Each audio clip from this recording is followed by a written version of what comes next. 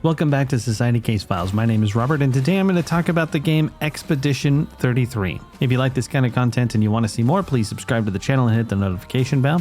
Otherwise, I'm going to dive right in. If you don't know what it is, Expedition 33 is a game by some former developers of Ubisoft. It's basically an adventure game, fairly linear, where the combat is turn-based with a little bit of sort of semi-quick time action thrown in to keep it interesting. You basically have your characters on one side of a battlefield, the monsters are on the other, and when they attack, you can parry, you can dodge, you can jump, and you have to time it out in order to survive their attacks and not take damage. Meanwhile, there are counters and various ways to complicate combat to make it interesting, but all around it's a fairly simple and straightforward experience in that regard. I'll get into more about that in a moment, but I kind of want to talk about my experience with the game overall. Since this isn't really a review, it's just sort of my impression, and I do have a recommendation about it. I really want to talk about how I felt when I started. I installed the game because a friend said, hey, I think this really looks like it's up your alley. And at first I thought the graphics and stuff looked really cool. But then I saw turn-based combat. I was a little leery, and then he compared it to Final Fantasy, which I'm not really a big fan of those games. But it's on Game Pass. I didn't have to spend any money to try it, so I installed it. And right off the bat, I was like, oh my goodness, this looks very strange. So on top of it all, combat that I'm not super fond of, a comparison that I'm not really happy about, an odd world that at first doesn't really look like it makes a whole lot of sense. I was sitting there thinking, I'm probably going to play this for 20 minutes and be done. But as I allowed myself to immerse in the world and go through the basically the prelude, I have to say that I was grabbed very quickly and it never let go. It has not let go yet. The emotional aspect of it is just insane. I couldn't even believe how much I cared about the characters in less than 10 minutes.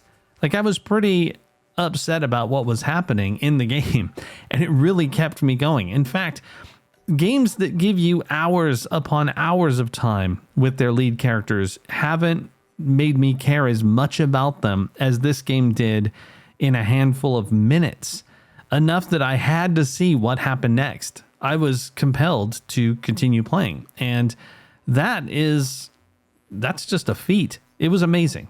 So I know I've used the term amazing a lot, but I'm going to use it one more time. It's amazing. Expedition 33, despite everything against it for me, again, this is me not liking certain aspects of what this game promised. I am completely addicted, and I have to know. Now, I have yet to beat the game. Obviously, I'm talking about it sort of, I'd say, 1/3 of the way through. So it could end in tears. It could be that they don't offer a satisfying explanation for all the craziness that's going on. Part of what's happening for me is that I'm giving it a lot of leeway for how odd the world is. I'm not usually a big fan of that. It's mostly because I kind of like something a little bit more straightforward that I can ground myself in. Whether it's something like Oblivion, where in Cyrodiil, the area looks a lot like medieval Europe or something, so I can kind of ground myself where it is. A game like Expedition 33 kind of throws that all on its head. I mean, we got floating islands. We're walking around on what looks like under the sea, but everyone's breathing just fine. It's just very odd. And as a result, it's very difficult to relate to the world in general. So you have to try and find something. And while they do a pretty good job in the game of making these characters as relatable as possible given their circumstances, they're still very unique people because they have dilemmas that we could never even really understand. At the very beginning of the game, you'll find it out. I don't want to give any spoilers because that prelude was so awesome.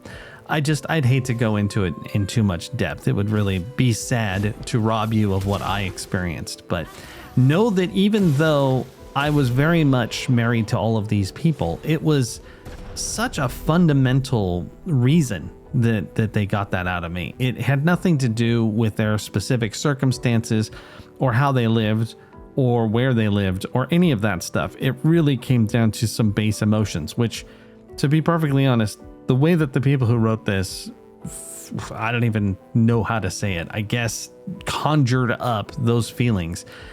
Kudos to them. I literally can't even believe it.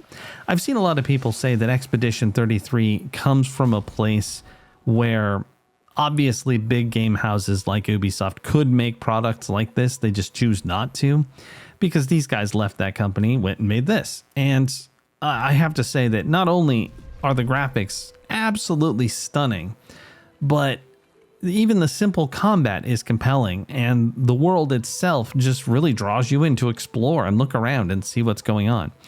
Now, like I did say at the beginning, it is a linear game. It is going to kind of draw you along. There's not a lot of random extra stuff to do. There is some, but it's not like the main focus. And you level pretty reasonably fast. I would say that if I had any real complaints about combat, it's the fact that sometimes it takes a little bit longer than is necessary.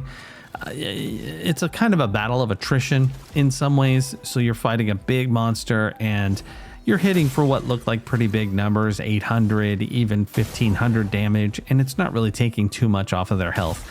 And then they bust out with like some kind of defense that even makes it just take longer. In some ways, that's a little frustrating because I think that most people are going to be in Expedition 33 for the story first and combat second. It just doesn't seem like it's complicated enough to really be like a focus for most people. I could be wrong. There's a lot of options, tons of skills. There's a neat skill tree as you level up, weapons, the ability to level those up, all kinds of things to spend points in. So it's not like they skimped on that side of the game, but it's not the part that's like super special. The special part comes from the darn story and these characters and the way they feel and how they react to the world. I mean, it really does take my breath away how good of a job they did. A while back, I was thinking about character models in games, and I was thinking of characters that were male that actually looked cool in various games. And I was just kind of puzzling why so few male characters look great in games. They can do female characters very well in many games, Red Dead Redemption Online being the exception.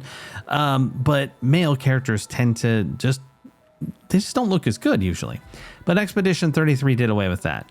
And some of the main characters that you run into when you're wandering around at the beginning, and even one of your characters, Gustav, and some of the folks that you go on the expedition with, they actually look stunning. I think they did a really, really good job. The expressions are good.